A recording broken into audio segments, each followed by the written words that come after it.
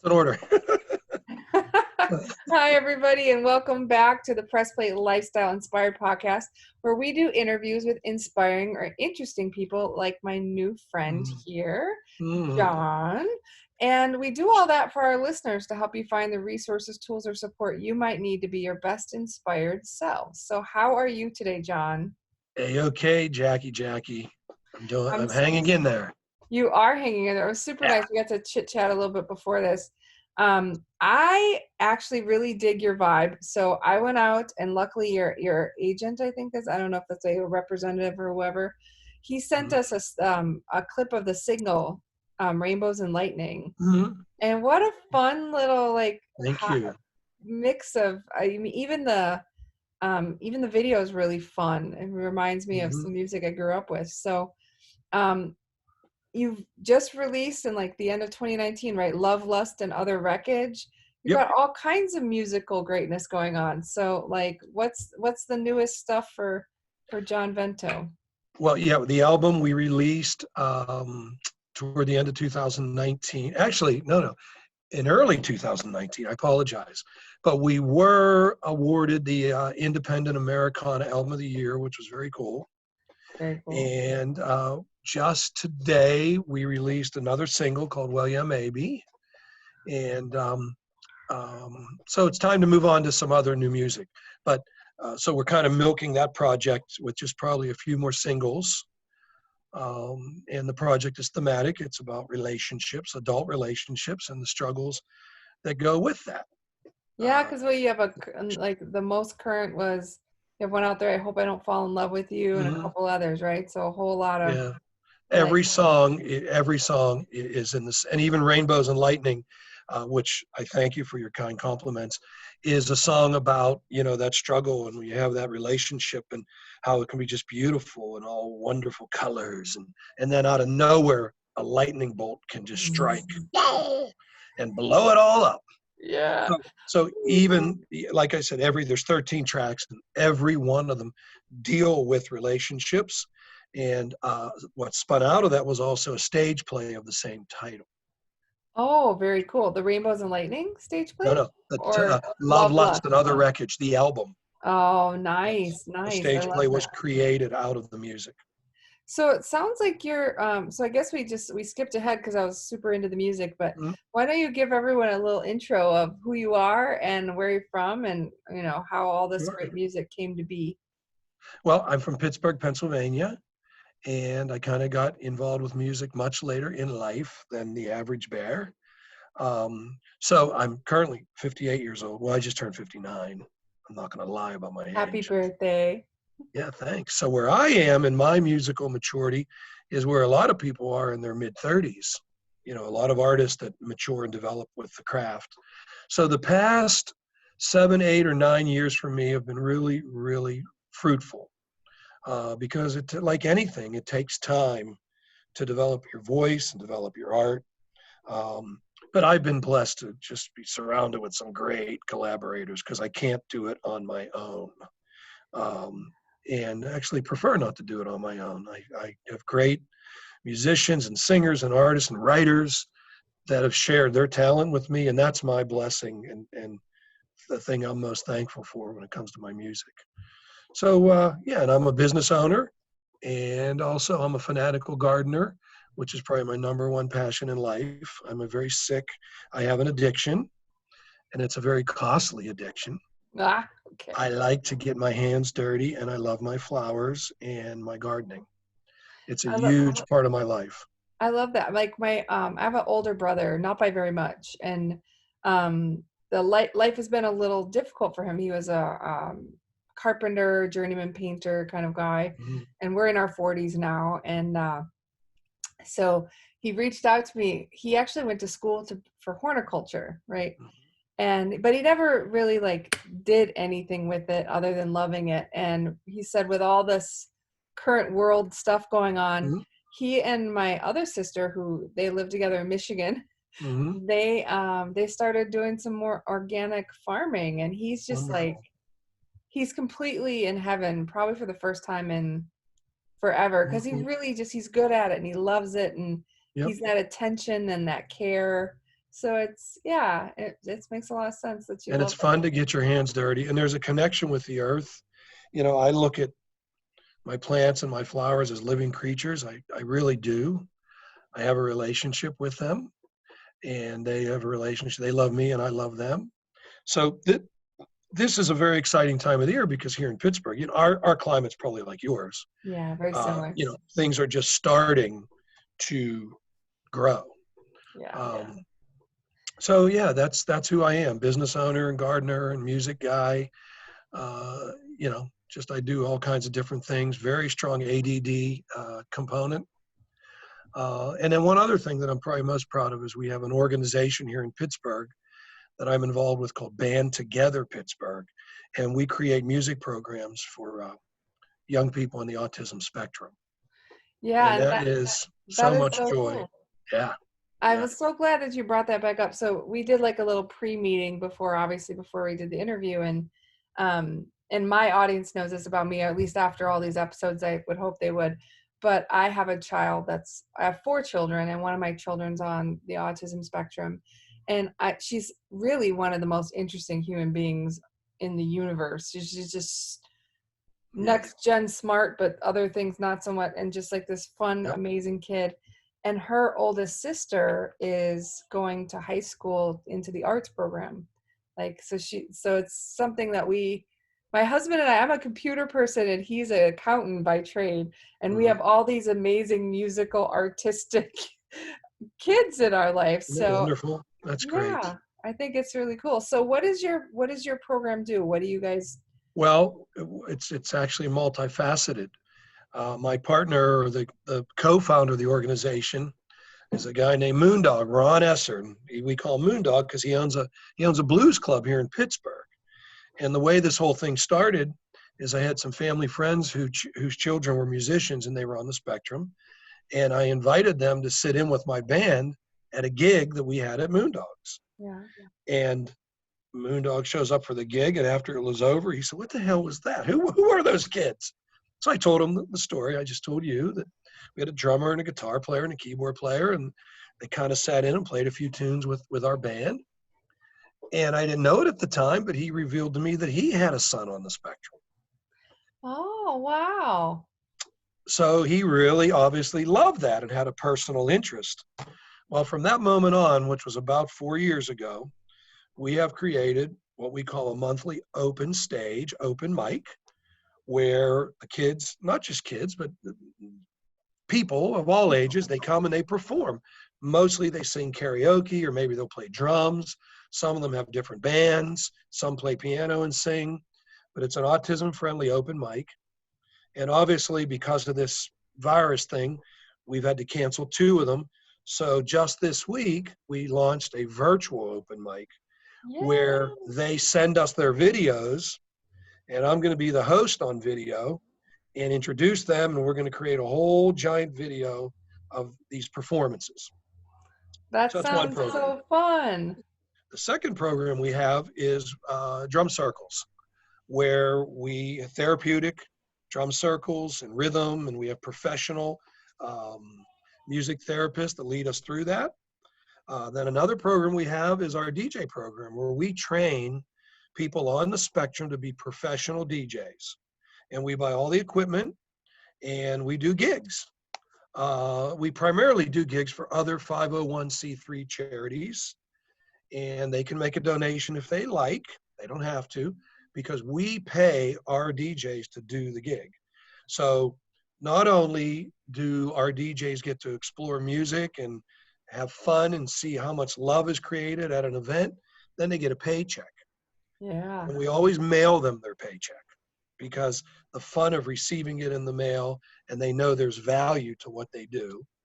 Yeah. And then our most recent program that we just launched, and it's come to a screeching halt, unfortunately, is a scholarship program, meaning that if there's someone that's on the spectrum that loves music and they want to explore it, and maybe their family doesn't have the resources to buy a drum kit or a guitar amp or get lessons, we will fund all that and help them get started. And right now we only have 2 scholarships. We would have had a lot more, but all of our fundraising came to a grinding halt and all that stuff. So we've Well, got to it find a sounds like way to, it, it'll come back around. it will. It's just a It, pause. it is. It's tough to ask for money. Pardon my French, but I don't have the balls to ask people for money during this period of time when Yeah. people are struggling to have food. Yeah. So that's Band Together Pittsburgh. And you can look us up and see our videos and our photos and our programming. And bandtogetherpgh.org is our website. That is really awesome. Yeah, We'll definitely make sure we put that in the show notes so that people can thanks. sort of check out what else you're doing, as if what you're doing isn't already enough. So I'm kind of curious. So what was the impetus for Love, Lust, and Other Wreckage? Like, did you have like a really horrible marriage or breakup or something? No, I didn't have I mean, I've been divorced for 18 years, so I did not have a horrible marriage. I have a wonderful ex-wife who's the mother of my children, and she's a beautiful woman. And unfortunately, we just we got divorced, right? Couple, right? Yeah. Yeah. But there's two things that occurred that triggered the album. One was a prior relationship that I ended because I'm stupid and I'm a man and I'm an asshole at times. And then in an effort, I attempted to try to reconnect and get a second chance. Actually, maybe it was like a fourth chance in that relationship. And then wouldn't you know it, along came kidney cancer, which rocked my world. So there I was after the surgery, and they removed my kidney and all that stuff. And when you have a major organ removed, your body chemistry gets weird. And I went into this dark depression, which I'm sure you can tell by my hyper nature, I really never dealt with. I mean, I've been high energy, optimistic, and here I was in a really, really dark place. And I had so many wonderful visits from friends and family, and then trying to medically deal with this. And I got a visit one day from a friend / songwriter named Bert Laubel.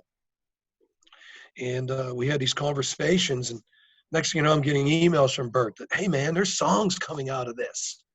And I mean, that was the last thing in the world that I was even thinking about. New songs, music, recording, writing. But Bert just kind of kicked my ass and said, look, this is a time to explore these feelings.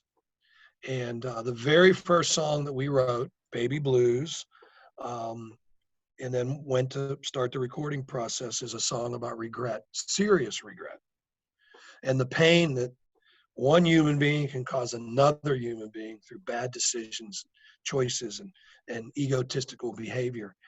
And really the plan was to record a couple, songs. And once we got rolling, and then I started to feel better. And as time went by, we shifted the focus from kind of the negative aspects to optimistic themes. Like you mentioned, rainbows and lightning. We have a song called Humble Way. And then along the way, I discovered a new relationship, which, by the way, I'm getting married later this summer. Oh, congratulations. Yeah, I met a wonderful woman.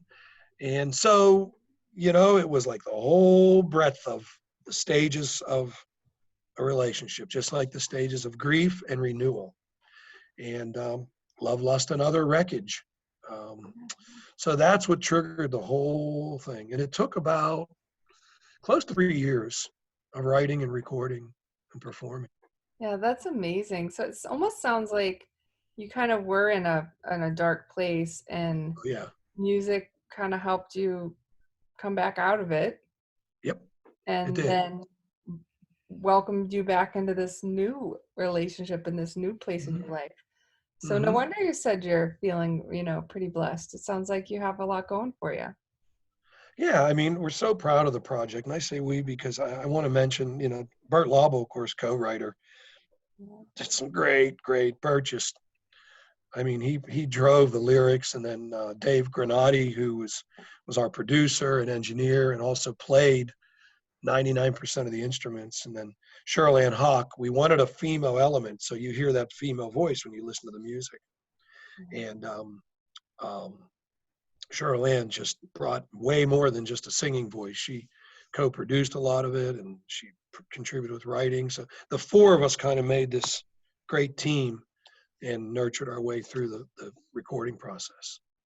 Oh, So that sounds beautiful. So, mhm. I think Michael Stover had told me you got a #1 on iTunes in Canada as well for one of your. Yeah, Rainbows and Lightning actually reached #4 in Canada Oh, okay. on iTunes, independent iTunes chart. And our Baby Blues video, we have about 265,000 views on Vimeo. Nice. So we've had some, as an independent artist, and the IMEA award is Album of the Year. We've just been so humbled and blessed with some recognition. It's very cool. But we didn't do it for that. We did it for us. And I think most art is very selfish. You create it for your own satisfaction and for your own emotional foundation. And if other people dig it and connect with it, that's even better. Yeah. But that's not the motivation. We're not out producing hit records. I wish we could produce a hit record. We don't know how to do that yet. But Oh, yet. that's right. Yet in there, right? Maybe I'll hit the senior citizen circuit with my own hit record someday. I think Ozzy Osbourne's still out there thinking he can do stuff, so might as well. Yep. He was we were actually the Rainbows and Lightning made me think of the Trolls movie just came out for kids, and they're Oh yeah, right. the little hard rockers, and Yeah. they're dressed up as a hard rock like spies, and they come in, they go, "Rainbows, unicorns, lightning, ah! Don't forget to brush your teeth." And it's just like funny. It's just the funniest part is like almost the same as the title. So I'll have to look that up. yeah, it's really funny. It's about, somebody's trying to steal all the types of music, and they realize every music matters, that kind of thing. But it was like rainbows, unicorns, like all things nice. I will look. Some of those children's movies are the best. Toy Story is one of my all-time favorites. Yeah. This is one of those too that was just like, they did a solid job of having like adults will get it, subtle humor. Enough like, little innuendos. Yeah. Where you're like, yeah, I see where that was going. Yeah. Which is that awesome. Is so many of the great Disney movies have little adult innuendo that So you mentioned collaborators. So I just wanted to, I know the shout out for you because it was mentioned by Michael as well that, there's a lot of other people that you brought up too. John Randall Fox, Buddy Hall, Tim Hadley, Frank Ferraro. Frank Ferraro, yeah, I still remember, yeah. They're all still great friends. And Amy Hartman, who was the playwright, yeah. Yeah, I could give you a long list. I was kind of focusing specifically on this project, but I'm so blessed. I'm in a band called the Nied Hotel Band here in Pittsburgh, and we've got just 6 great players and great friends. I mean, I miss these guys. We had one of those, it wasn't Zoom, because this is my first Zoom. It was some other thing that they walked me through and taught me how to do, and we all got to see each other for the first time in like 5 weeks. So Fred DeLue, our keyboard player, and if I could mention Greg McEltrott, our drummer, and Jay Mack and Timmy Hadley, Eddie Johnett, Eugene Perry on bass. We have such a great group of guys, and they're great players. Their talent's way beyond. I'm like a blue collar guy. I scratch and claw and get it done, but they're just gifted and trained and sophisticated in music. So it's very cool. Very cool. Yeah, it's awesome. It just brings back like memories for me. And my stepdad fancied himself an acoustic guitarist, and he could strum pretty good, but he used to just make up the funniest stuff. And there were so many great memories for me growing up. It was just my dad out there strumming his guitar and making up silly songs, and he would have. Oh yeah. He's still around, but he would say, he's like, I'm just a painter that likes to play music, Isn't that wonderful though? Yeah. Well, a lot of our memories are from that, like the really strong, important times of our life. Like for me, a lot of them have their own soundtrack, Yep. I had a grandfather that played the mandolin and sang, and he would come and visit us all the time and sit on our front porch, and all the neighbors would come over. He would play for hours, just entertain the neighborhood. And that's, my mother's family was very, very, they were either musicians or gamblers. like my dad would say, none of them ever worked for a living. Yeah, I love that. Yeah. That's true too. It is, and it dates back to the early 1900s. Believe me, it's quite a family. Yeah, but it's hard work to be a musician nowadays. I Oh mean, my, it's a totally lot of different. work. Yeah. It's a So lot of work. my stepdad brought music into our life. We weren't really a musical family, but I play accordion and my brother was on the drum. Ah, So a that's loud cool. house. That's wonderful. Yeah. I'm not very good, but you know, I know where the keys are, so As long as you have fun and yeah. it brings joy, that's all that matters. Absolutely. Well, I just thank you so much for taking the time Thank to you, get to Jackie. know us. Yeah. I've enjoyed it very much. I love Rainbows and Lightning, and I hope other people go check it out on on iTunes and shop and Spotify and everywhere that All music those places. Any parting words or anything else you'd like to No, share? I want to send out my thoughts and prayers to everybody during this time. To stay safe, and for those folks that that have this horrible disease, we sure pray that they get better. And a lot of families are struggling tremendously. So that's all I want to say is just want to hope everybody's okay. So Thanks so much. zoom me in again sometime. I will. It was nice meeting you. I'll chat to you. Nice meeting you. Bye. Thank you, Jackie. God bless. You too. Bye. Bye.